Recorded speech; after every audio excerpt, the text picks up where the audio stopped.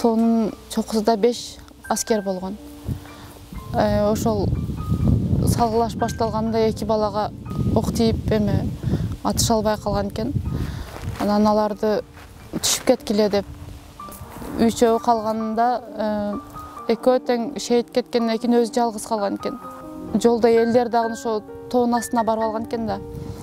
Анан ошо айылдык WhatsApp группага туугандар кеткиле кайткыла деп голосовой калтырган экен. Анан өзү жалгыз калганда ушу куралдаштары менен байланышып 2 бала түшүп кетти. Келип алып кеткиле дептир. Мен турган жерди миномет менен аткыла.